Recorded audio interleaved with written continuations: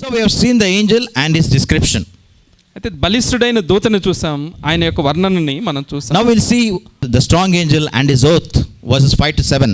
5 నుంచి 7 వరకు ఉన్న వచనాలలో ఆ బలిష్ఠుడైన దూత చేసిన ప్రమాణాన్ని మనం చూస్తాం. మరియు సముద్రం మీదను భూమి మీదను నిలిచి ఉండగా నేను చూచిన ఆ దూత తన కుడి చెయ్యి ఆకాశము తట్టి ఎత్తి పరలోకమును అందులో ఉన్న వాటిని, భూమిని అందులో ఉన్న వాటిని, సముద్రమును అందులో ఉన్న వాటిని సృష్టించి యుగయుగములు జీవించుచున్న వాని తోడు ఒట్టు పెట్టుకొని ఇక ఆలస్యం ఉండదు కానీ 7వ దూత పలుకు దినములలో అతడు బోర ఓదబోచుండగా దేవుడు తన దాసులకు ప్రవక్తలకు తెలిపిన సువార్త ప్రకారము దేవుని మర్మము సమాప్తమగునని చెప్పెను. So this strong angel is swearing by God, the creator. అయితే సృష్టికర్త అయిన దేవుని పేరట ఒట్టు పెట్టుకుంటున్నాడు ఈ బలిష్ఠుడైన దూత. ఎప్పుడండి ఒట్టు పెట్టుకుంటాము? In a court of law I speak nothing but the truth. ఇట్లా చేయి చాపి విల్ సే సత్యము తప్ప ఇంకేమీ అసత్యం పలకను. న్యాయస్థానములో ఆ రీతిగా నిలబడి ఒట్టు పెట్టుకొని సత్యమే చెప్తాను, అబద్ధము చెప్పను అని ఒట్టు పెట్టుకుంటాం. So this special angel, this strong angel is swearing by the name of God the creator that there will be no delay further. అయితే ఈ బలిష్ఠుడైన దూత సృష్టికర్త అయిన దేవుని పేరట ఒట్టు పెట్టుకుంటూ ఇక ఆలస్యం ఉండదు అని ప్రకటిస్తున్నాడు. Perhaps he was answering the question in Revelation chapter 6 and verse 20 about the tribulation saints. అయితే బహుశా ఆయన ఇచ్చే ఈ జవాబు ప్రకటన గ్రంథం 6:20లో పరిశుద్ధులు మొరపెట్టుకున్న ఆ మొరకి జవాబు అయ్యి ఉండొచ్చు. అంటే ఆ యొక్క ట్రిబులేషన్ సెయింట్స్ అంటే మహాశ్రమల కాలంలో ఉన్న పరిశుద్ధుల యొక్క ప్రార్థనకి ఇది జవాబు అయ్యి ఉండొచ్చు. They have a question, how long will stop avenging from judging and avenging our blood. అయితే వాళ్ళు ఏమని మొరపెట్టుకుంటున్నారంటే మా రక్తానికి ప్రతీకారం చేయకుండా ఇంకెంతకాలం మేము ఎదురు చూడాలి అని అడుగుతున్నారు. So the strong angel says there will be no delay.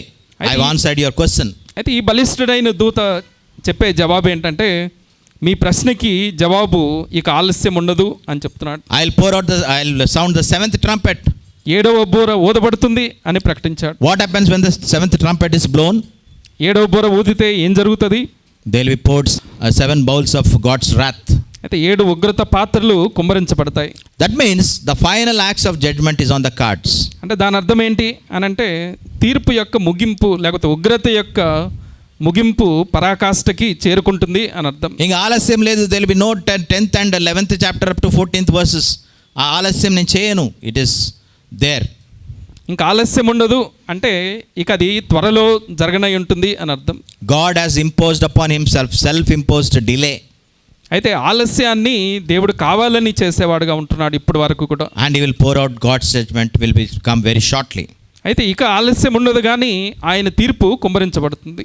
So this 7th angel is telling God is free now to begin the final phase of the judgment upon the wicked mankind. అయితే ఈ బలిష్ఠుడైన దూత దుష్టులైన మానవుల ఎడల దేవుని ఉగ్రత కుమ్మరించబడే చివరి గడియలకు వచ్చాము అని తెలియజేస్తున్నాడు. There is one more thing that we need to understand.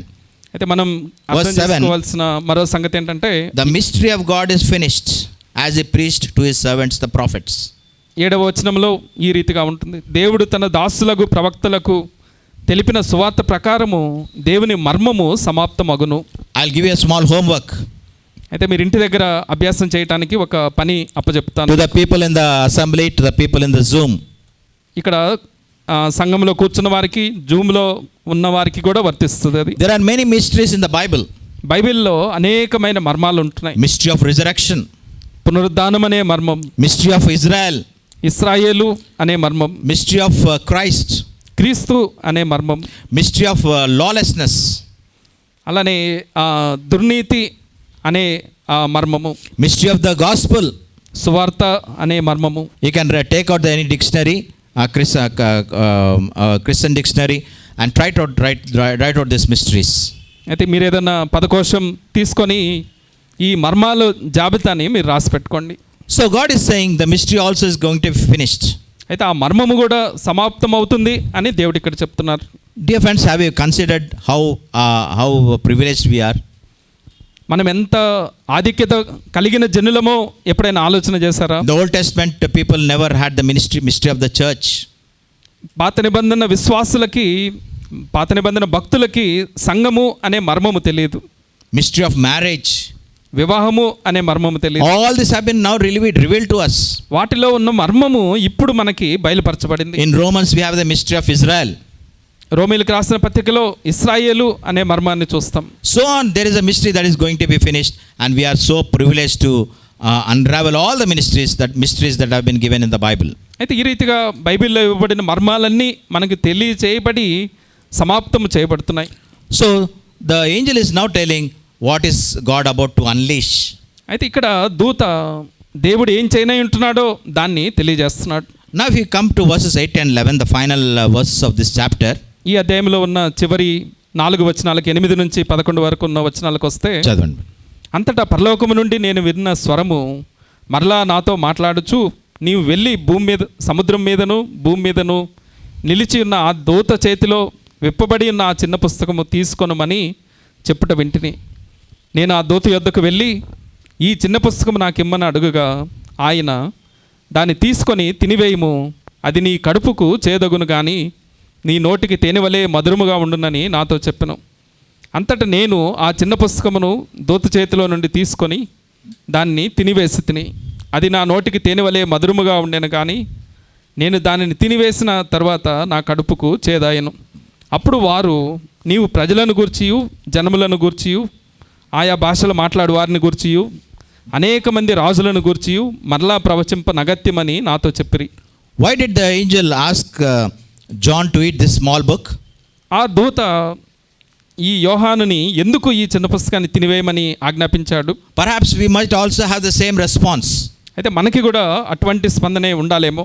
When he eats it, it is very sweet as honey. అది తినినప్పుడు తేనెవలే మధురంగా ఉంటుంది. When it goes into his stomach, it digests it, is very bitter.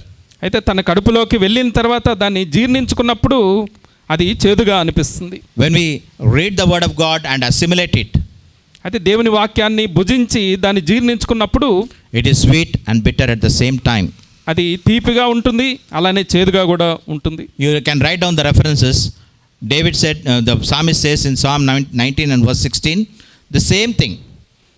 19వ కీర్తన 16వ వచనంలో కీర్తనకారుడు అదే మాట చెప్తాడు అక్కడ. Jeremiah 15 and verse 16. అలానే ఇర్మియా 15:16లో అదే మాటలు చూస్తాం. And Ezekiel chapter 3 verses 1 to 3. Ezekiel 3వ అధ్యాయం మొదటి 3 వచనాలలో అదే మాటలు చూస్తాం. Why it will be sweet for John? అయితే యోహానుకి అది ఎందుకు తీయగా అనిపించింది? Because God will be avenging, has a spirit of vengeance on the wicked people. అయితే దేవుడు తన పగ తీర్చుకునేవాడుగా, తన ప్రతీకారము చేసేవాడుగా ఆయన ఉంటున్నాడు కాబట్టి. When God takes a revenge on our enemies, that will be very sweet for us. అయితే మన శత్రువుల మీద దేవుడు పగ తీర్చుకున్నప్పుడు, వారికి ప్రతీకారం చేసినప్పుడు అది మనకెంతో తీయగా అనిపిస్తుంది. Vengeance is mine, says the Lord, it's not ours. అయితే పగ తీర్చుట నా పని, మీ పని కాదు అని దేవుడు చెప్తారు. And God will take back the earth which was rightfully his. అయితే దేవుడు భూమిని తిరిగి తను చేజిక్కించుకుంటారు, అది తనదే కాబట్టి. That's why it is very, very sweet. అందుకనే అదే ఎంతో తీయగా అనిపిస్తుంది. And the next moment, sweetness turns into bitterness. మరుక్షణమే ఆ తీపి చేదుగా మారుతుంది. Why? కారణం ఏంటి? Because of the doom that will be unleashed on the unbelievers. అవిశ్వాసుల మీద నాశనము సమీపంగా ఉంటుంది కాబట్టి. ఎవరి మీదన్నా దేవుని హస్తం పడి ఆయన నాశనానికి చేసిందంటే మనకి ఎంత బాధ ఉంటుందండి. It will be very bitter for us. అయితే ఆ రీతిగా ఆ ఎదుటి వారికి నాశనము మనకి చేదుగా కూడా అనిపిస్తుంది. అయ్యో, my people, my relatives are under the God's wrath. నా ప్రజలు, నా బంధువులు దేవుని తీర్పుకి గురయ్యారే అని బాధ ఉంటుంది. My daughter, my son, they have not accepted the Lord as a personal saviour. అయితే నా కుమారుడు, నా కుమార్తె తన సొంత రక్షకుడిగా ప్రభువుని అంగీకరించలేదే. They are now experiencing God's wrath. దేవుని తీర్పుని రీతిగా అనుభవిస్తున్నారే అనేసి బాధ ఉంటుంది. When we assimilate the word of God, it is very bitter for us also. దేవుని వాక్యాన్ని జీర్ణించుకున్నప్పుడు అది మనకి చేదుగా కూడా అనిపిస్తుంది. Because of the bitter warnings that God gives to us. అందులో చేదైన హెచ్చరికలు మనకు అనేకం కనపడతాయి. I was reading Jeremiah chapter 17 to 19 today.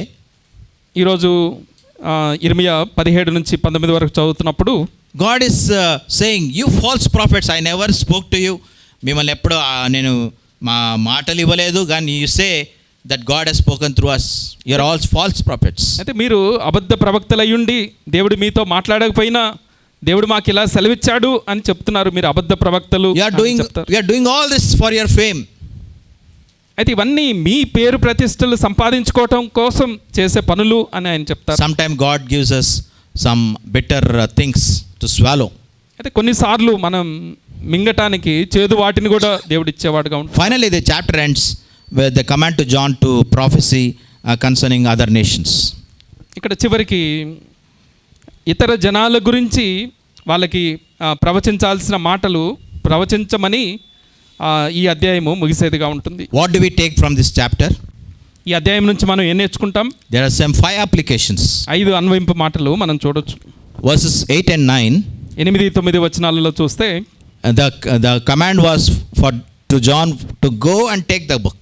నీవు వెళ్ళి ఆ పుస్తకము తీసుకొనుము అని చెప్పబడింది. God will never forcibly give his word to us.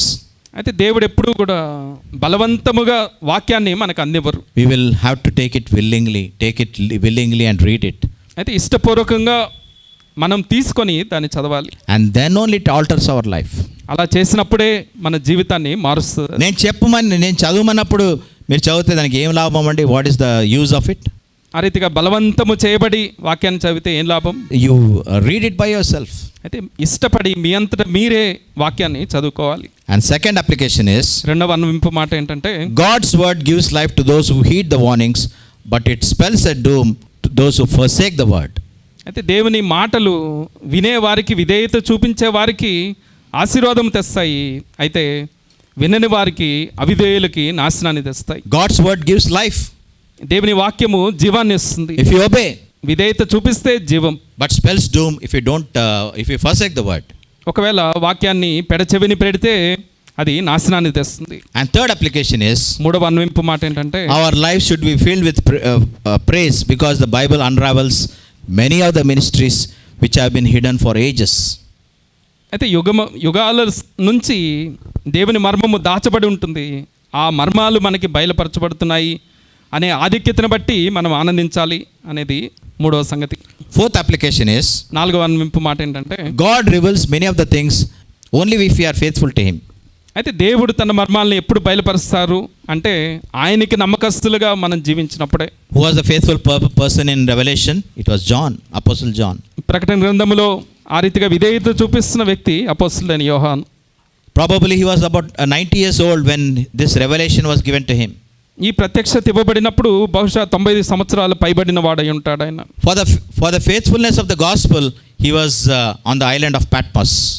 అయితే సువార్త గురించి ఇచ్చిన సాక్ష్యాన్ని బట్టి, వాక్యాన్ని బట్టి పద్మాసు ద్వీపంలో చెరపట్టబడ్డాడు ఆయన. Doing God's will still at the age of 90. 90 సంవత్సరాల వయసులో కూడా దేవుని పనిని నమ్మకంగా చేసేవాడుగా ఉంటాడు. Still faithful at the age of 90. 90వ సంవత్సరం వరకు దేవుని వాక్యానికి నమ్మకస్తుడుగా ఉంటూ వచ్చాడు. Some historians say he was the only apostle, he was the only disciple who died of old age. Others have been martyred. అయితే చరిత్రకారులు ఏమని చెప్తారంటే, ప్రభు యొక్క శిష్యులలో ముసలివాడై చనిపోయింది, సహజంగా చనిపోయింది ఆయన ఒక్కడే, మిగతా శిష్యులందరూ హతసాక్షులైన వారే అనే మాట చూస్తాం. After Patmos it seems he went to Ephesus. Patmos నుంచి ఆయన ఎఫెసస్కి వెళ్ళటం మనం చూడొచ్చు. So he was a faithful person. ఆయన నమ్మకస్తుడు అయిన వ్యక్తిగా ఉంటున్నాడు. What a good ending John had. అయితే ఆ రీతిగా యోహానికి ఎంత చక్కని ముగింపు మనం చూస్తున్నాం. What about our ending? మన ముగింపు ఎలా ఉంటుంది? Did you ever conceptualize your ending? మీ ముగింపు ఎలా ఉందో ఎప్పుడైనా ఊహించారా? Doing God's will, faithful to the Lord. దేవుని చిత్తాన్ని జరిగిస్తూ ఆయనకి నమ్మకస్తుడిగా జీవించటం. And fifth application is, ఐదవ అన్వయింపు మాట ఏంటంటే, we know that John was the apostle who leaned on the bosom of Christ. ఈ అపోస్తలుడైన యోహాను ప్రభు రొమ్మును ఆనుకున్న శిష్యుడిగా ఉంటున్నాడు. And he learnt a lot from Christ. ఆయన క్రీస్తు నుంచి ఎన్నో నేర్చుకున్నవాడుగా ఉంటున్నాడు. He wrote the gospel, he wrote 3 epistles, and he wrote the prophetic book of Revelation. సువార్త రాశాడు, 3 పత్రికలు రాశాడు, అలానే ప్రవచన గ్రంథముగా ఉన్న ప్రకటన గ్రంథాన్ని రాశాడు. What a blessing he is for us. అయితే ఆయన మనందరికీ ఎంతో ఆశీర్వాదకరమైన వాడుగా ఉంటున్నాడు. Can we be a blessing to others? మనము కూడా ఇతరులకి ఆశీర్వాదకరంగా ఉండగలుగుతామా? That blessings will come only when we lean on the bosom of our Lord Jesus Christ. ఆ రీతిగా ఎప్పుడు ఉండగలుగుతాం అని అంటే ఆయన రొమ్మున మనం ఆనుకునే వారంగా సమీపంగా ఉంటేనే. ఇంకొకడు సన్నిహితుడు స్నేహితుడు ఎవరైనా ఉన్నారంటే మోషే దావీదు తర్వాత it is the apostle John. ఆ రీతిగా మోషేని దావీదుని వాళ్ళ తర్వాత దేవునికి అత్యంత సన్నిహితుడిగా ఉన్న వ్యక్తి ఎవరైనా ఉన్నారా అంటే ఇక్కడ అపోస్తలుడైన యోహానే మనకు కనపడతాడు. Dear friends, we end this chapter. స్నేహితులారా ఈ అధ్యాయాన్ని దీంతో ముగిస్తున్నాం. Hope God you have got a good perspective about this chapter 10. ఈ 10వ అధ్యాయము అర్థమైంది అని ఆశిస్తున్నాం. If you want, I'll just request you to read this chapter 10 once again, so that all the things that we have put forth in this message will become more clear to you. మరోసారి ఈ 10వ అధ్యాయాన్ని మీరు చదువుకుంటే చెప్పబడిన వర్తమానం మరింత విపులంగా మీకు అర్థమవుద్ది. God bless you. దేవుడు మిమ్మల్ని దీవించునుగాక. Now